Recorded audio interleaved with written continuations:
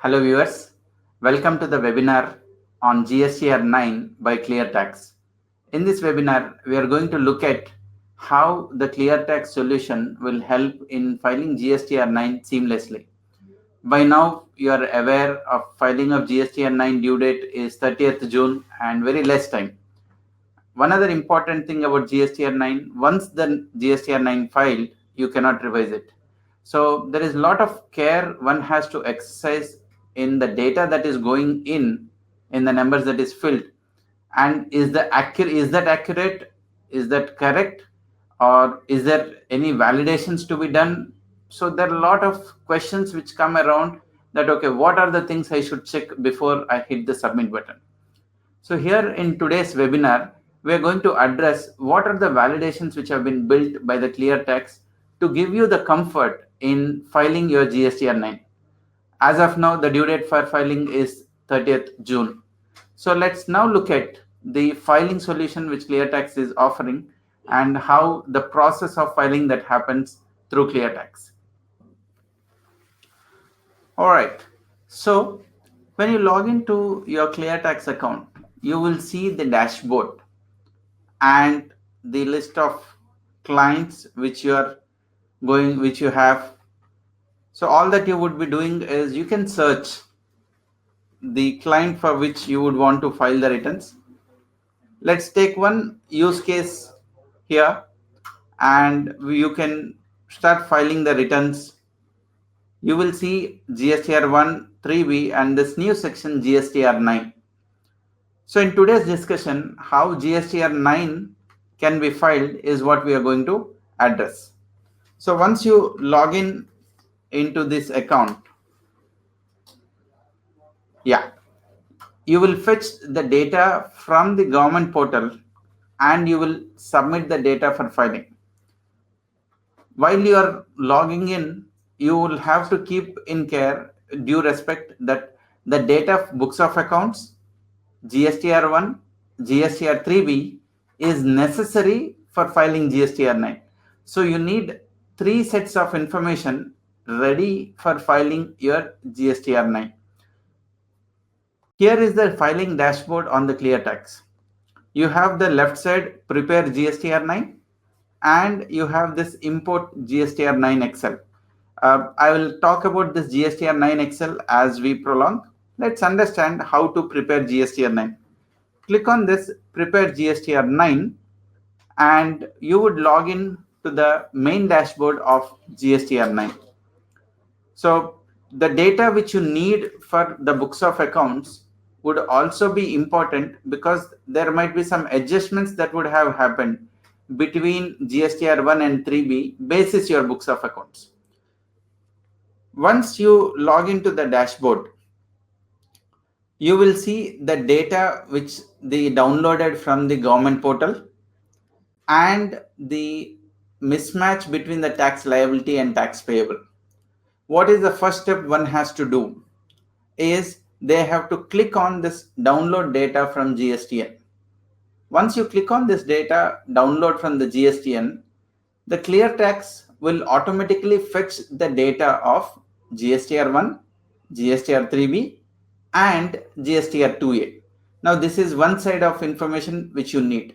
So what it right now do not have is only the books of accounts. So all other set of information which is required to file GSTR9 is downloaded. The advantage of doing this is if you have to manually download from the portal, either the data comes in JSON file and it comes in month on month, the 2A comes in Excel, but each month a separate file which needs to be extracted, consolidated, and this is a time taking process. Each month when you click a download, it will take 15 minutes for you to download it. So all these aspects is auto downloaded by this ClearTax engine. Once you download, you can click on view status to see what is the status of your download. So here the download happened for all the 21 return periods. Now you might be wondering, when we are filing for GST for 2017-18, why do we need 21 return periods? Because some error of GSTR1 in 17-18, you would have corrected it in 18-19. Similarly, your 2A would have got corrected. So for filing 1718 data, you would need the data till March 2019. So this has been downloaded. You can click each one of it and see what is the status of download. So each month over month, the data can be seen when it has been downloaded. And you can also click on download again in case if you feel that there is an error or there is a refresh, you can do that. So once you have ensured that the data is downloaded, the ClearTax tool is automatically populating the entire data of table 4 to table 19, which is required for filing of the GSTR9. And if there is any error or any net liability which needs to be paid, that is automatically highlighted on the top of this, the net tax payable section.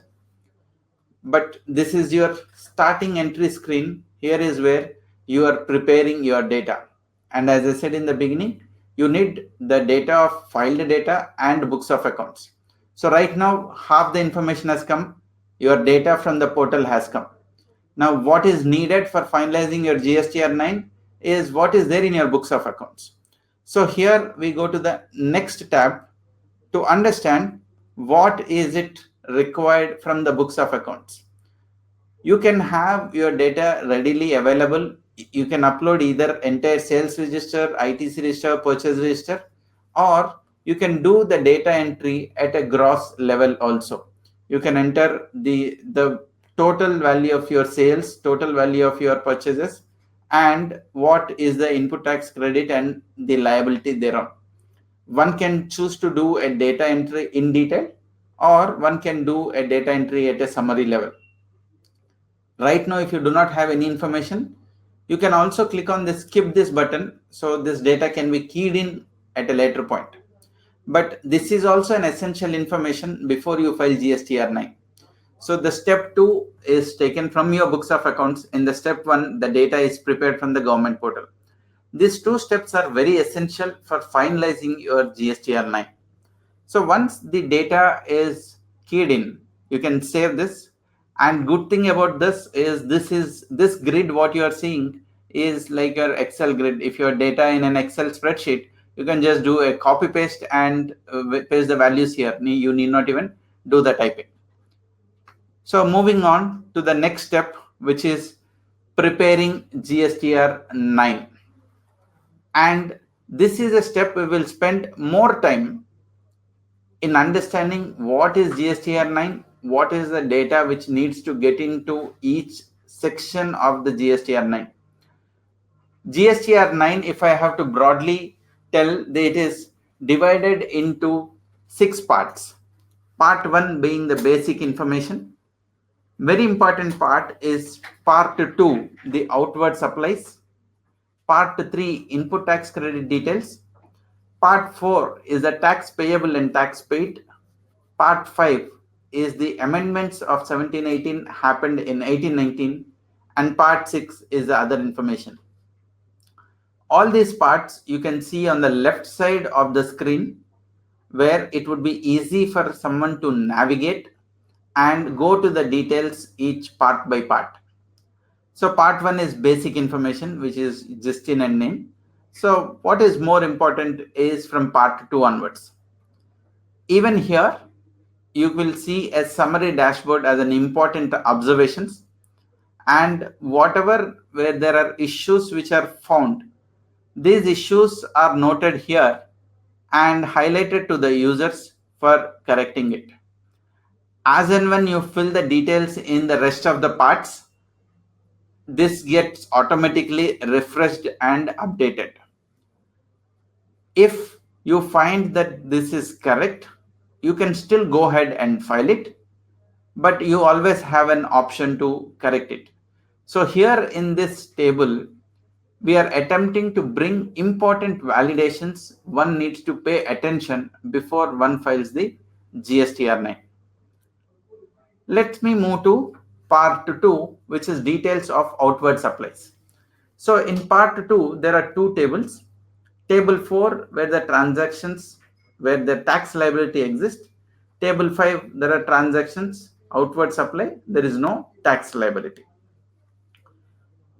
In this table 4, you would notice the details of turnover and the credit notes, debit notes, the tax liability, the numbers are auto populated. These are the numbers. Even if you log into the GSTN portal, you will see the same numbers. So GSTN also has auto populated basis the GSTR9 filed in 1718. These details are auto populated.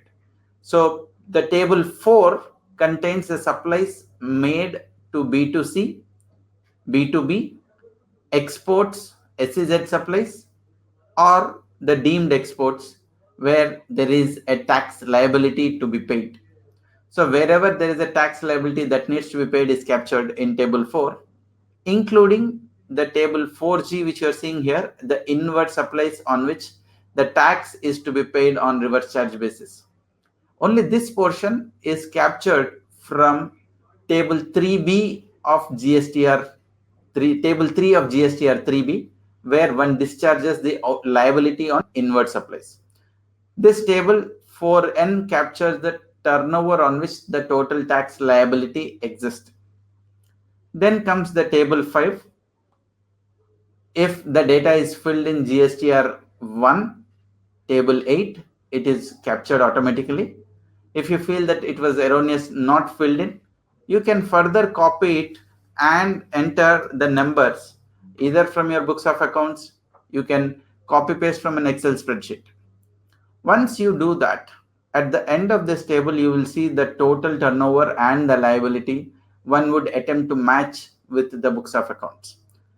The only point one has to note is whatever the taxable value and the tax amount which is displayed here should be able to match with the total taxes paid in GSTR 3B for the financial year 1718.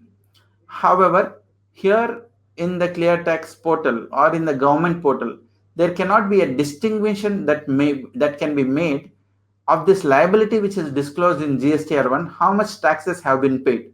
So user has to manually enter and edit the details in various tables of this if taxes to that extent are not paid. Ideally, the GSTR1 and 3B would have got corrected during the time period. So one has to check this. If you are making any changes in this form, you have to, right now here we have entered a value in the exports without payment of tax. One should save the form so that this data gets saved, and you ensure yourself that this is your total final tax liability for this 1718. You might also have a scenario where some amount of the taxes for 1718 would have been paid in 1819.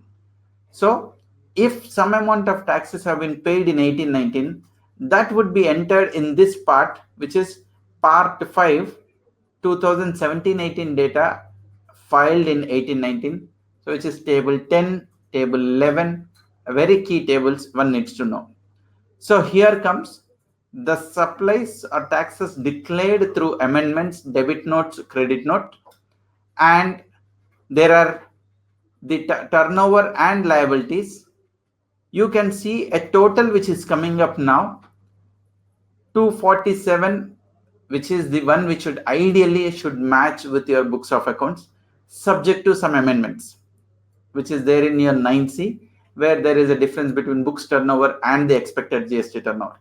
Ideally, this is a number one has to compare, that is this the final liability for the financial year 2017-18.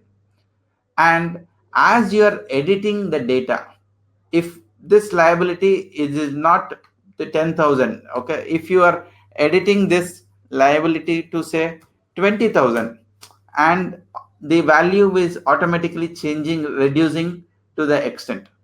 Now users should also note that for some reasons you are making these amendments, you should also have a track why the amendment has happened. On the right side of the screen you will find this notes section. So I have made the change from 10,000 to 20,000. Users can make a note that the subsequent reduction happened, and whatever the comments which they want to give, it is a reference. The users can make an entry into this. So they also have a track that if there is a change which has happened, why that change has happened, or if you want to give a working reference, whatever your internal, you have a place where you can write notes against each of this table so that you can capture the changes which is happening. Please make sure whenever you are making a change, you save the form so that the data also gets saved. And as it is saved, the data system does the validations. If there are any errors, it also will show up in the final dashboard. After part 2, let's move on to part 3, which is input tax credit details. A very crucial and a very informative table. One user has to verify a lot of data, extract the data from the books of accounts and fill it. Currently, you would see in the government GSTN portal, the value of your 6A is auto-populated based on the 3B submissions which have been done. Now, this auto-populated data has to be split between various subtables from 6B to 6H. So your total credit availed during the financial year has two sources. One which is filed through GSTR3B. So that is compared from 6B to 6H. This much is the information credited to your electronic credit ledger through 3B. Then there are other sources of information which moves to your electronic credit ledger, which is your trans 1 6K, trans 2 6L, any other ITC like ITC01, ITC02 in your 6M. So these two tables sum up the total credits availed during the financial year. So user here needs to do a data entry of how much of this credit pertains to all other credit, which is your 4A5 of GSTR3B. So the credits have to be segregated between various aspects of the input tax credit availed. Users needs to make a special attention that the values entered in table 6 cannot be higher or lower. So you cannot avail a new credit in GSTR3B, GSTR9, nor you can reverse a credit which you have availed in GSTR3B in GSTR9. So in GSTR9, you are explaining the reasons why you have taken the credit or why you have reversed the credit. Another important point one needs to know is this credit availed has to be segregated between capital goods, inputs, and input services. Please take a special note of it. This segregation is mandatory. In our earlier videos where we have answered FAQs, we did answer a question saying that is it necessary to do this segregation? Even now I can see some people asking these questions. This is definitely essential because this segregation of input services and capital goods would help the assessing officer to understand how much of the credits availed are of the regular business credits. Each business has an expected profits and the cash out. So the GST paid in cash divided by total liability gives what is the profit margin one has availed. So if the entire credit is parked in the inputs, and let's assume a business case where there are capital goods purchased, because of which there is an input tax credit coming up. Now, during the year, the SSC has paid a very less amount of the tax by way of cash. It is obvious that the system would wonder that, okay, is there something wrong? Because the expected margin say 20% and the rate of tax is say 18%. Ideally, 3.6% of the liability should have paid by cash. But here is a case where if the liability paid in cash is yielding only 0.25%, you may obviously expect a notice from the department. So here is the reason why there is a very valid reason why you have to segregate it. Now here the ClearTax obviously cannot know how to segregate between input services, capital goods, because it is your input tax credit. So you have to take appropriate care and segregate these credits into 3 buckets. And as you are segregating, you can enter the values in each of the tables. As you notice, if I enter the value of capital goods 56, down in 6J, the difference is auto computed and reported as a difference of 56. So users also have to make a special care whatever the values which is coming in this difference 6j ideally should be 0. If this is not 0 for some reasons, you have again the notes section onto your right side. Please capture the notes appropriately.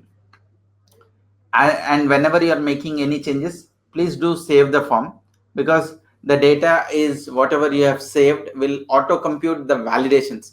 In a while I'll explain you what all the validations which one needs to look at it. So the data in the validation sheet is also refreshed once the data is saved. So here comes on the table 6. Moving on to the next part of part 3 is your reversal of input tax credit. So the net credit availed is always the gross credit minus reversals. So these reversals, it could be on various counts from rule 37 to rule 43, then ineligible credits or reversal of the trans credit availed. If there are any other credits reversed, you can include as many as reasons and you can do further reversal of the credits. 7J is the net input tax credit availed, which is your total of 6O minus all the reversals which is there from 7A to 7G, which is totaled up in 7I. So 6O minus 7I is the net input tax credit, is what which is presented here. In fact, at the end of the GSTR9, you also have a validation built if this 7J is wrong. Ideally, you cannot avail a new input tax credit in GSTR9 nor reverse a credit in GSTR9. If a user is trying to change the values, so there are inbuilt validations done in the tool to capture that if there are any errors. Then comes the last table of part 3, table 8, unreconciled entries with 2A or import of goods taxes paid. What is the expectation?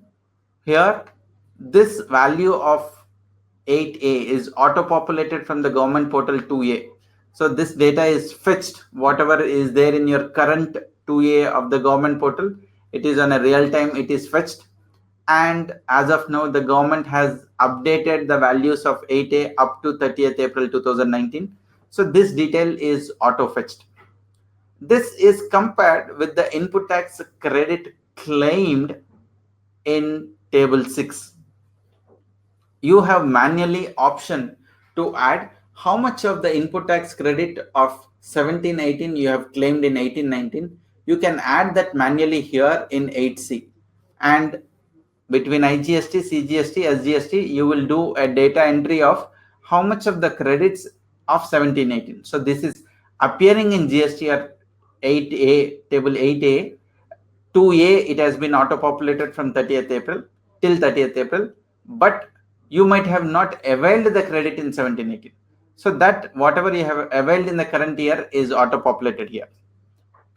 The difference indicates that there is an additional credit one has availed. In most of your cases, you would find that there is a difference. 8D is negative. Could be the counterparty did not upload all the sales, or he has issued an invoice but they have uploaded it in B2C, or erroneously there is a wrong credit availed in GSTR 3B and you would have reversed it in the subsequent periods. Imagine a situation, you have made a purchase of 1 lakh and the input tax credit is 18,000 on it, but erroneously in GSTR 3B you have reported as 1,80,000. In GSTR9, you definitely cannot ensure that reverse this 1,80,000 to 18,000 and make it correct. That is not the expectation of GSTR9.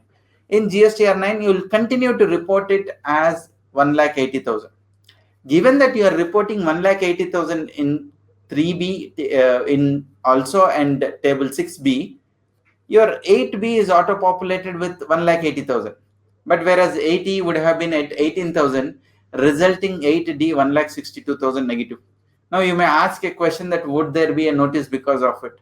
There would be, but you can always still have an explanation, because you might have reversed this credit in the subsequent year GSTR 3B when you have realized. Your table 12 of GSTR9 captures this information which you have reversed subsequently. So you have to have a reason. So here is where again you can give in the notes that this extra credit is reversed in 2018-19 GSTR 3B. Or you can further say some vendor X has not uploaded. So has not uploaded some amount of credits. So you can actually make your own notes so that tomorrow when the assessment is happening, you have a sufficient information or an explanation for each item. So that is where you have this notes section. And for your easy reference, after filling off all the data, you can click on the show less so that you can see only the relevant information. And so you have a quick view of table 6, 7 and 8, so users get a complete picture of what is there in each of the part.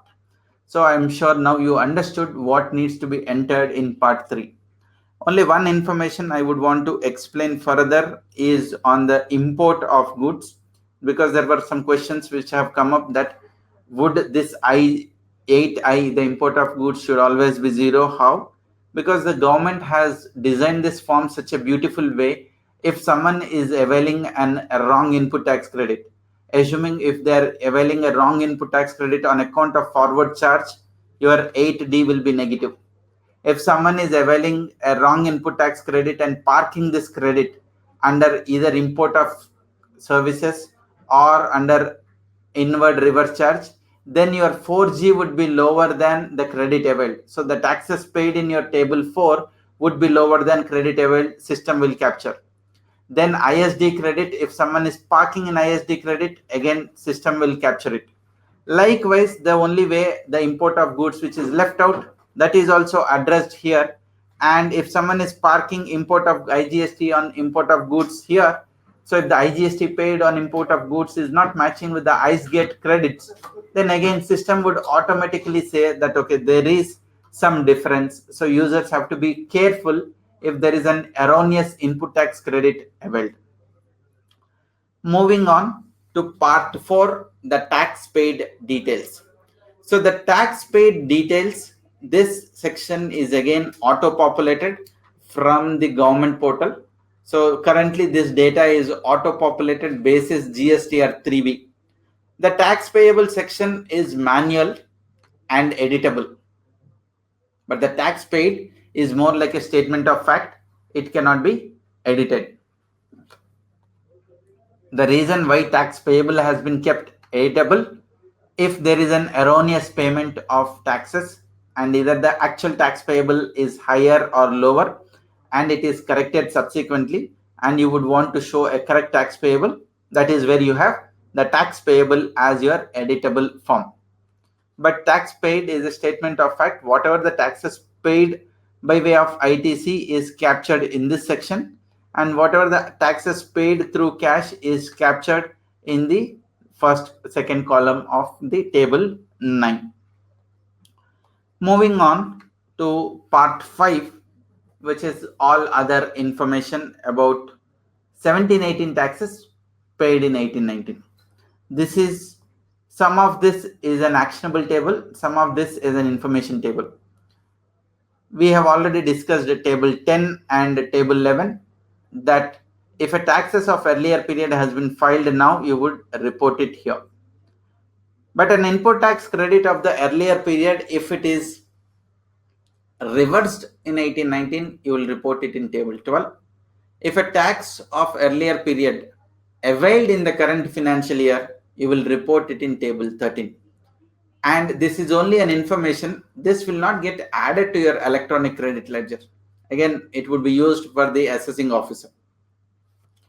On account of this table 10 and 11, if there is a tax liability, that liability is reported by way of tax payable and paid, table 14. So users have to note that so much of the taxes paid reported in table 14 would be unreckoned while filing GSTR9 of 1819, because so much taxes paid in the current period is being stated as this is a tax of the previous financial year. So a due care has to be taken while filling the data, and the values entered in table 13 ideally should be higher than whatever the value you have entered in 8C, because there you are acknowledging some amount of credits which are there in 2A has been availed in the current period. So that should also form part of table 13. So table 13 is generally a superset of 8C. Then comes part 6, all other information, which do not have the tax impact. So the account of the tax liability doesn't exist here. It is only an information that needs to be furnished. Some amount of information can be noticed by your electronic credit ledger or the liability, but everyone has to find a way of entering this information, because this is a miscellaneous information which needs to be submitted. What is the miscellaneous information? First, table 15, details of refunds and demand.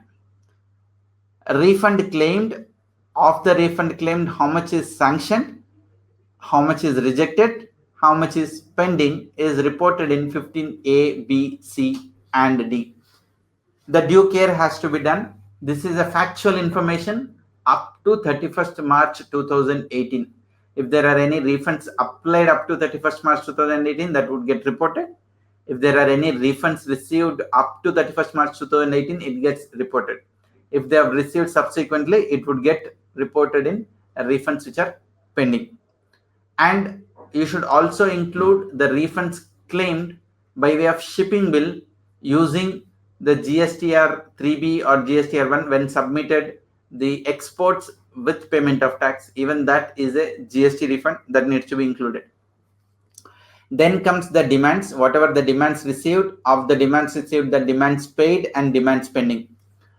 The due care has to be taken that this is demands of only GST, not show cause notices or general notices received should be reported, not the excess duty, service tax or VAT demands should be reported here. This is again just invoice and not PAN wise. Then under table 16, this summary of HSN wise details, table 16 is of the other information, the supplies received from composition dealer, goods sent on job work, or goods sent on sale or approval basis. These are the three information which needs to be reported under table 16, and this has to be manually culled out from your books of accounts. This information is apparently would not be available neither in GSTR 1 or 3B. So users have to do a manual data entry. So the ClearTax, when the auto population happens, this would automatically happen with a 0 value. Please do not submit with 0. You have to enter a value here, if at all, which are there in the books of accounts. Then comes the HSN wise summary. Users can, again, this is if the data is there in an Excel file, they can copy paste from an Excel spreadsheet into the portal here. If there is any error, you want to delete it, you can delete a record here. And you can also see there are 3 errors found in table 17. If there are any errors, users have to correct those errors. Here you can see there is data which is colored, and this indicates that okay, there are 3 errors here. Basically, a taxable value cannot go negative, so a negative values to be avoided, or the same HSN code cannot be repeating without there is a change in unit of quantity or the rate of tax. So this data needs to be completely filled in. Then comes your table 18, HSN wise inward supplies. This needs to be filled only if any of the individual HSN account for more than 10% of the total inward supplies. This needs to be filled in. Otherwise, this is not required. So you can save, if they are making any changes, you can save the form. So after you do the save button, the system will do automatic again validations, check if there are any anomalies. There are a lot of inbuilt validation has been done by the ClearTax to ensure that the GSTR9 is final. you can either click on this next button, or you can take a pause at this point, make a download of the data which you have done the changes. And if you feel that you have made further changes and this Excel needs to be corrected, you can click on this regenerate GSTR9 to accommodate all the changes you have done, and you can click on your download Excel. Once you download the Excel, you will see this Excel screen filled with your data, what you have made the changes in. The table of contents would actually show what are all the various information is there in each of the sheets. The entire Excel is segregated into 3 parts. First section is the relevant information for GSTR9.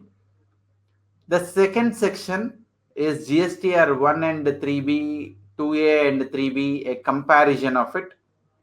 Third section is the summary of a YTD data of GSTR1, 2A, 3B. So this is basis all this, the GSTR9 is built. Very important section for you to notice is your checklist section. You can click on the go to sheet, you will come to the checklist section. Whichever the Excel sheet you are in, you click on the table of contents, you will navigate back to the main table. So in this part, I will explain you what are the various checklists that have been built and how one should make a note of it. Firstly, you have the liability which is declared in GSTR9, table 4, table 10, table 11. These are the 3 tables you have declared the liability. Whatever is the liability declared in GSTR9 vis-a-vis the taxes which is paid. The paid is in table 9 and table 14. Between this payment and payable, if there is a gap, that is the first thing which is highlighted. Users have to take a due care. If the payable is higher than the paid, the difference has to be paid through cash, DRC03. Here is a case where CGST we have 8,46,000 and what is paid is 8,32,000. There is 13,000 short paid CGST, 13,000 short paid SGST. This should be paid through DRC03. Please ensure that it is paid. But when it came to IGST, there was an excess payment of 26,730. This one has to ensure whether this has been updated subsequently. If so, you can go back and amend your table 14. Or there could be a situation where you have filed for a refund manually, then you know, yes, there is a refund which is there for 17-18, you have applied it manually. But you need to know that there exists a difference. This is more like your summary checklist. Now, the same is done in a very detailed way, each of subsheets. So, important 3 key important checks and other issues are enumerated below. Let's go one by one. In the important check, GST liability payable and paid. The liability, as I said, between table 4, 10 and 11, paid as per table 9 and 14. Both are compared. If there is any difference, it is shown here. You might also see a mark here. If there is any error, you will find a question mark. I'm not specifically saying error, otherwise I would have put a cross mark.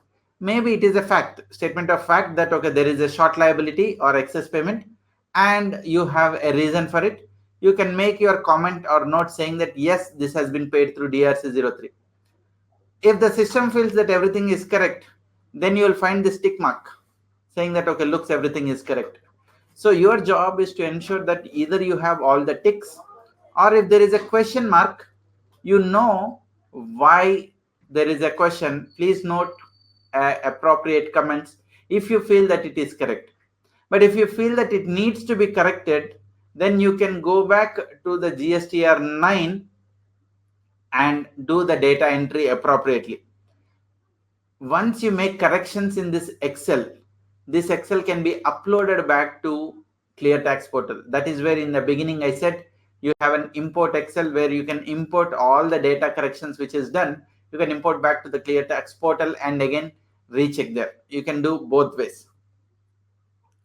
Next checkpoint is the difference between liability as per books and GSTR9. You can always update the data as per the books. Liability as per the books, right now it is not fixed in. You can enter whatever is the liability as per the books. Say, assuming the liability as per the books is also 2645,710.62, 846,082.90 and 846,082.90. Ideally, you should fill these details as per the books. Once you do the filling as per the books, you can navigate back here to your checklist and see whether the data is coming correctly or not. If you notice now, the difference between books and liability earlier, which was a question mark, now it has become a green tick, giving an indication that okay, your books is also matching with this. Wherever you have this go-to sheet, you can actually go where is the source of it and from where the information is being fetched. The third item in the checklist is difference in the input tax credit claimed and declared. So there is an input tax credit which is there, which is manually entered in GSTR9 between 6B to 6H. Between 6B to 6H is something which is manually entered by the user. What is auto populated is 6A. If there is a gap between this, expected difference should ideally be 0. That will auto populate, and here you will see it in the checklist that if there is a gap. Now in this case there is no gap, it says that you are good to go. So these validations are built for you to satisfy yourself that there are no data entry errors and you do not anticipate an unwarranted notice. Next validation which has been built in is the difference between value reported in outward supplies in HSNYs under table 17 vis-a-vis the outward supplies which is reported in table 4 and 5. So this is the table 4 and 5 excluding advances. This is HSNY summary. Here appears there is a gap. So the HSNY summary is entered with a value higher than what is there in this. And that is where you would notice that we had those 3 errors. So if those are corrected in the HSNYs, maybe this gets corrected, but it is an indication to you that there is an error between HSNY summary and outward liability. Then comes the liability under reverse charge. So GSTR2A, table 4, captures the registered person's inward supplies. Here is an example where we have not captured any liability under 4G. So there is a liability that needs to be paid, but it has not been paid. It is automatically reported. So one needs to take a care of how this will be paid. Then moving further on the inward supplies. Your inward supplies, the input tax credit claimed is further segregated into various accounts. First, what you have claimed under 3B and what is now entered in table 6 of GSTR9, is it matching or not is validated here. All other credits, then reverse charge credit, import of goods, ISD credits. These are all credits validated here.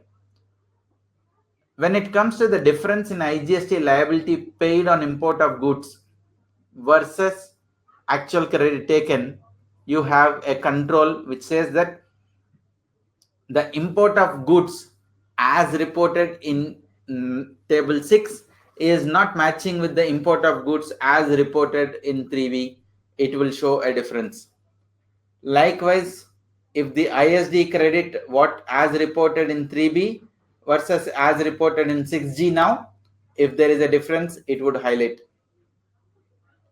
And if there is a taxes paid on import of goods, but that credit is not availed, ideally as per the portal it will map as lapsed, so that would be reported here. Then on account of ITC reversals, if there is a ITC which is being reversed, ideally the GSTR 3B table 4B captures all the reversals. These reversals are compared with what are the items which are now reversed in table 7. Both should match. If it is not matching, you will get a warning here. Any ineligible credit which is getting lapsed because it is ineligible, so there is a value higher in your 2A compared to your 3B, because in 3B you have not availed input tax credit which are ineligible. 2A captures both eligible and ineligible credits. The difference should be part of your table 8F. Is that matching or not is compared here. And these are the validations with regards to the input tax reversals. Then comes the validations on other aspects, which is for a documentation purpose, which might not impact. What are the validations? That the first one is input tax credit availed under reverse charge from a registered person. The total credit availed is there, but it is not appearing in your 2A. If it is not appearing, then it will show that okay, there is an error. The next validation is the GST liability declared in GSTR9 versus the liability paid using cash and ITC. So the tax payable and the taxes paid should also match. There is a specific expectation that the taxes of 1718 disclosed as a liability should have been paid in table 9. The liability of 1718 paid in 1819 should have been shown as paid in table 14. If this is not matching, then there is a validation check done here. So the GST liability inter adjustment of 1011 with 14 and 4 with 9 is validated in this section. And the zero rated supplies, the exports which are made, what is reported in GSTR9, what is there in GSTR3B, if there is a gap between both, that gets reported here. Then the difference in GST liability on account of reverse charge, if there is a difference in the reverse charge liability between the table 4G, which is now reported in GSTR9, versus what was reported in GSTR3B, table 31D should ideally match. If both are not matching, then the difference get captured here. These are all the validations that are built in. You would also see the same validations on the portal. Once everything, all the data is filled, click on these observations. When you click on the observations, system will recompute the edited changes and show what are all the differences. The difference between the Excel spreadsheet versus this, here only those places where there are validation errors, those validation errors you will be seeing here. But in the Excel, you have seen all the validation errors. So wherever the data match, you will see the data match. Wherever the issues found or the issues found. The key thing one has to notice is there is a net tax payable and there are total 8 issues. What are all these 8 issues? You can see wherever this issue found, these are all the 8 issues one needs to fix it. An issue which is found here may necessarily not be an issue because you would have paid the taxes in DRC03. You can take an action. You can click on view more and see what are the beneath values why the issue is being called as. Once everything is done, click on this next button where it will take you to the file for submit to the GST portal. So you are ready to file. So you can click on proceed for filing, and step 4, file your GSTR9. There are two ways of filing GSTR9 from the ClearTax portal. One way is you can directly click on to the government portal where it will do the filing with the government portal. The second way, you will have the file through ClearTax assistant.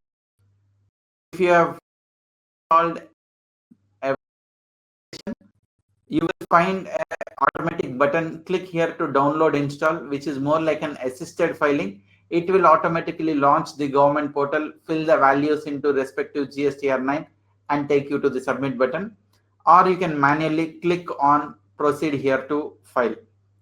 This is how one would do a manual filing to GSTR9 to the government portal. In the beginning, I have said that GSTR9, there are two sections to the data.